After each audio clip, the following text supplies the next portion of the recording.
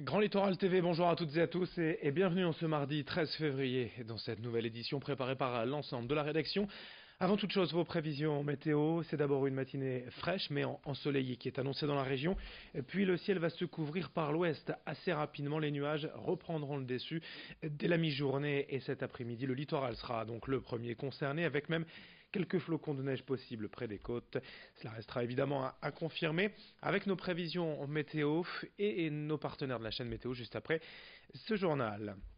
Mais le froid fait donc la une depuis plusieurs jours dans le nord de la France et face à cette météo, les cultivateurs de fruits prennent les devants pour éviter le gel des cultures.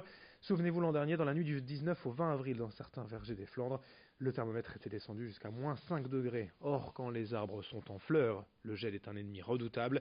En une nuit, il avait ainsi détruit près de 75% des récoltes. Ici à Bailleul, on a donc préféré installer cette année une seconde tour en anti-gel comme une éolienne. Ces tours brassent l'air et peuvent ainsi le réchauffer d'environ 2 degrés. Elles permettent de protéger près de 5 hectares, soit la moitié de l'exploitation. Un investissement conséquent, de près de 30 000 euros tout de même, mais nécessaire pour éviter une deuxième année de perte. Explication sur place au micro de Brio Gorchi. Il n'y a pas d'assurance, ça n'existe pas, c'est un risque trop important. Donc là, on compte sur une calamité agricole qui a été validée. À côté de ça, on essaye de se prémunir pour éviter que ça se répète, que ça se réitère encore une fois une année de gel pareil. Donc on installe des tours anti-gel comme on a là derrière. Donc en fait, ça ressemble à une hélice. Donc c'est un moteur qui la fait tourner. Et en période de gel, donc on la fait tourner, elle tourne sur elle-même, en même temps l'hélice tourne et ça brasse l'air du haut avec l'air du bas. Ça réchauffe l'atmosphère de 2-3 degrés sur une surface de 3-4 hectares. À Berck, l'enquête se poursuit après l'incendie volontaire de l'Institut Calot. Ce vendredi, l'auteur présumé des faits, un pompier volontaire de 29 ans, qui avait avoué être à l'origine du feu dans un premier temps lors de sa garde à vue, s'est finalement rétracté hier matin après son audition face au juge. Son avocat justifie ses revirements, je cite, par un épuisement personnel qui a pu lui faire dire de fausses vérités. L'enquête va maintenant vérifier les vidéosurveillances, les badges de porte afin d'établir précisément la chronologie des faits. Et dans cette édition, il y a quelques jours, le Premier ministre Édouard Philippe a dévoilé les grandes lignes attendues de la réforme de l'apprentissage. Après celle du Code du travail, c'est le deuxième volet du chantier social prévu par le gouvernement. L'objectif, c'est de développer encore plus l'apprentissage, une formule qui depuis des années en France débouche presque toujours sur une embauche. 20 mesures ont donc été dévoilées vendredi afin d'attirer plus de jeunes vers cette formation qualifiante. La rémunération des 16-20 ans va augmenter de 30 euros net par mois. Une aide de 500 euros va être attribuée aux apprentis pour passer leur permis de conduire. Et les centres de formation pourront désormais accueillir des personnes jusqu'à 30 ans contre 26 jusqu'alors. Explication avec le président de la Chambre régionale des métiers de l'artisanat au micro de Céline Nuret. Il était indispensable de faire comprendre aux jeunes et à leurs familles que l'apprentissage était une filière de réussite. Et donc le gouvernement, au-delà de la communication qui va être faite, a mis en place des mesures très concrètes, comme l'obtention d'une prime de 500 euros pour les jeunes mineurs pour passer le permis de conduire, comme le fait que l'orientation au collège et au lycée va donner des informations très précises sur les métiers, comme le fait que les jeunes bénéficieront, comme les étudiants, avec leur carte d'apprenti, de l'hébergement, de la restauration, de l'aspect à la culture, de la possibilité de faire une partie de leur parcours à l'étranger, avec un parcours Erasmus, donc tous des éléments qui devraient permettre aux plus jeunes de comprendre que l'apprentissage est utile pour eux et efficace dans leur recherche d'un emploi.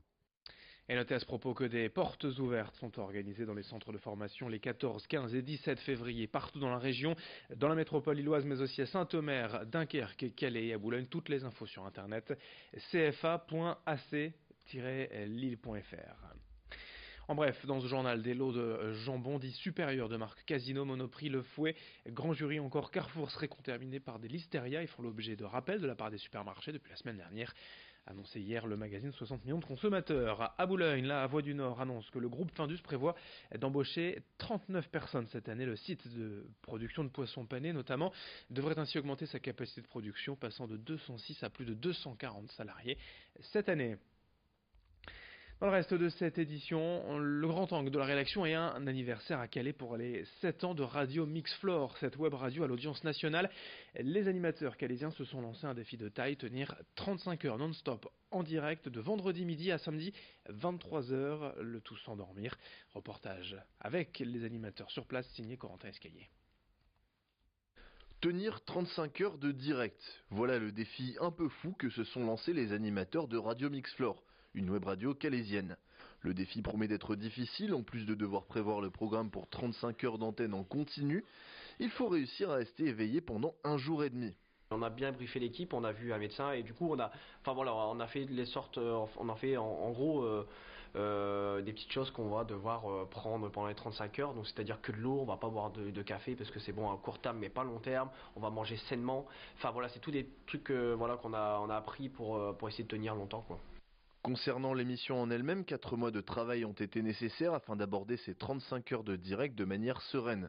Au programme de nombreux invités, de la musique, mais aussi des événements en studio comme en plein air et bien sûr des rubriques plus traditionnelles dont les auditeurs ont l'habitude. Mais tout ce dispositif demande beaucoup de préparation. On prépare énormément de feuilles parce qu'on fait ça sur feuilles.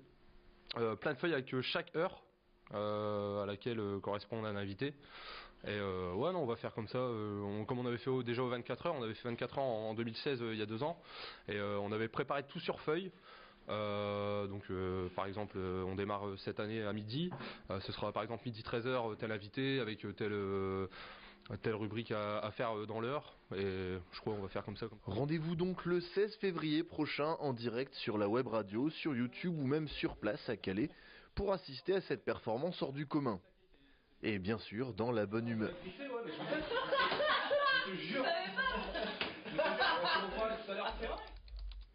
Pour finir cette édition du basket sur le littoral avec les 8e de finale de la Coupe de France ce soir. Après la claque subie à Nanterre le week-end dernier en Pro A, le SSM Le Portel espère bien rebondir sur le même parquet en région parisienne ce soir à 20h. Notez que ce sera le dernier match des Portellois au mois de février. Une longue coupure s'annonce. Prochain rendez-vous le 2 mars avec le match face à Monaco, le leader de Pro A. Mais dès ce soir, c'est donc en tout cas la Coupe de France, les 8e de finale. Nanterre, Le Portel ce soir. Fin de ce journal sur Grand Littoral TV. Dans un instant, à suivre vos prévisions météo. Très belle journée à toutes et à tous, en notre compagnie bien sûr.